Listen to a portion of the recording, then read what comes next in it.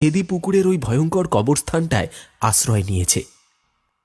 চারিদিকে ঘুটঘুটে অন্ধকার, বন্য শিয়ালের চিৎকার পরিবেশকে যেন আরো ভয়ঙ্কর করে তুলেছে।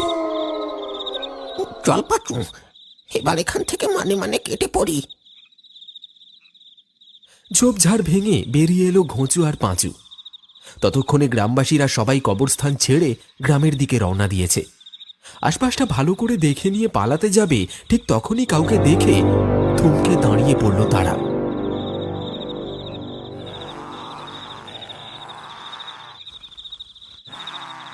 এই এই কে রে তুই? এখানে কি করছিস? কোনো কথায় উত্তর দিল না সেই ব্যক্তি। তাদের কথায় যেন হুঁশ ফিরে পেল আর হালকা হালকা দুলতে শুরু করলো। আচমকাই সবাইকে চমকে দিয়ে উঠে দাঁড়ালো।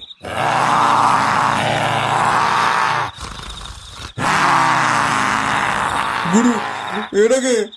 তার মানে এই শয়তান এখানে থাকে? এবার কি হবে গো গুরু? কি আর হবে?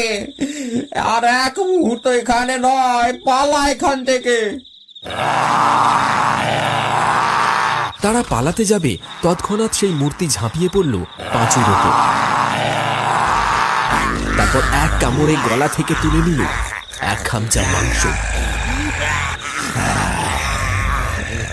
ফিনকি দিয়ে বের হচ্ছে রক্ত, মরণ যন্ত্রণায় চিৎকার করছে পচা। আস্তে আস্তে চুপ হয়ে গেল। সুপ্ত লাভা যেন জ্বলে উঠেছে, আর তারই প্রকাশ হচ্ছে সেই মূর্তির দুই চোখ দিয়ে। যেন আগুনের শিখা চোখ থেকে বেরিয়ে এসে বাতাসকে স্পর্শ করছে। এরপর সেই মূর্তি পাঁচুর শরীরটাকে ছুঁড়ে ফেলে দিল কবরের একদিকে, আর ঘুরে তাকালো ঘেঁচুর দিকে। ঘেঁচু তখন প্রাণ ভয়ে দৌড়ে গেল কবরের গেটের দিকে। এখান থেকে বেরোতে পারলে হয়তো তার প্রাণটা বেঁচে যাবে। আর সেই মুহূর্তেই আকাশের দিকে তাকিয়ে চিৎকার করে এগিয়ে গেল ঘেঁচুর দিকে, যেন মনে হচ্ছে সে আজ নিজের শিকারকে এখান থেকে বের হতেই দেবে না। কেলো করেছে? এ তো গেটে তালা মারা। এখন কি করি? না না, পাঁচিল টপকে পালাতে হবে।